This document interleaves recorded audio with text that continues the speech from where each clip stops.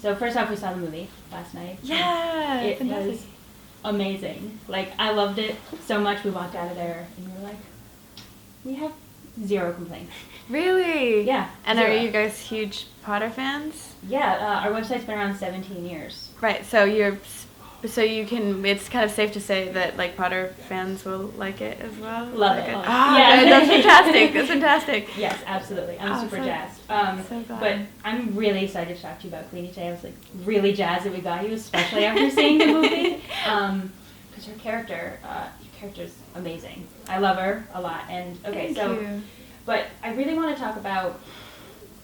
Okay, so the first line you have in the film is, Teenie, you brought men home. Yes. And then you have that gorgeous scene where you're getting dressed Yeah. very seductively and all of that. And it really sets a tone for the character, which obviously by the end you learn she's not just about that stuff. No, yeah. She's not just about that. And so I guess I wanted to know from you that in the age now of, feminism and equality and all of that, what does Queenie say?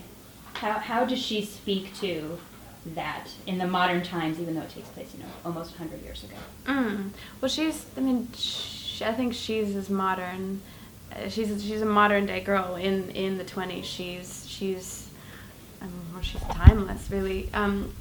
I think that femininity has gotten a bit confusing, over the years because, in learning how to be strong as women and find our own way in the world, first it was like, in order to be strong, you have to kind of act like a man. You have to kind of divorce yourself from the characteristics that make us women in order to succeed and in order to not be seen as weak. You have to like be hard and be tough and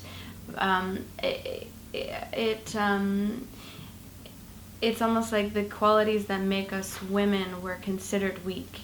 And what I love about Queenie is that she is as feminine as you get. She is a woman in every sense of the word, but she's a woman in that she has an extraordinary intuition. She is resourceful. She is warm. She's nurturing. She's light on her feet. She's full of joy, but she's also insightful. She sees things as they are. She's strong. I think that as women, our greatest strength is in our womanhood and being all the things that we are. We're full of contradictions as women as well. You can be vulnerable and also incredibly strong. And I think, we felt in historically in the past that you have to be hard in order to be strong, and like that means you're impenetrable, and that means if you ever see trees in the wind, they sway, and the ones that are tough and are like rigid, they're the ones that go down first because they don't adapt, and women are supple and I find that we need to see more layered and complex women nowadays, and also women who are not afraid to be lovely, and it's not for anyone else. Queenie doesn't get into her dress so she can seduce the two men in the apartment. Queenie would do that. She would get into her dress like that if nobody was around, because it feels it's a wonderful way. If you could get dressed like that or just like pull in your dress, which one would you choose?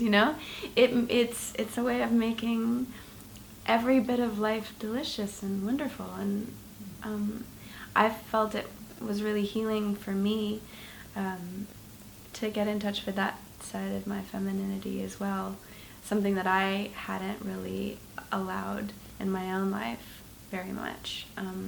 Now I'm much more feminine than I used to be because of her.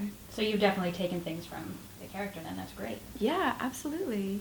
And how do you think, okay, so young girls, obviously a lot of young girls will see it. Do you think that, the contrast between Queenie and Tina, how do you think that will affect them? Do you think, that they will judge her by, what they see instead of kind of going deeper inside? Judging Queenie? Or? Yeah. I mean, God,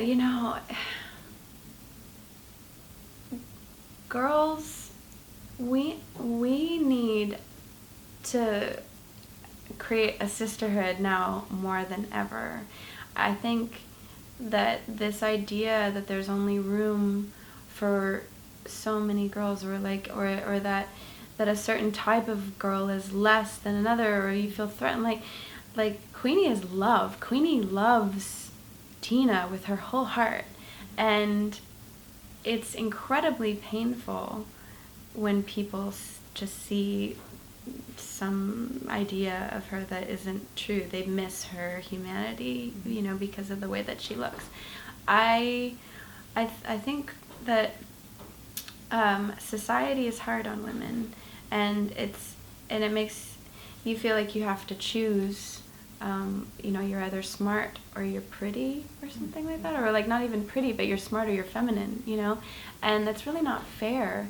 And growing up, girls were mean to me, frankly, and I didn't understand it whatsoever, and I felt ugly, and I felt chubby, and I felt weird, and I wasn't funny, and I wasn't cool, and I had a hard time making friends.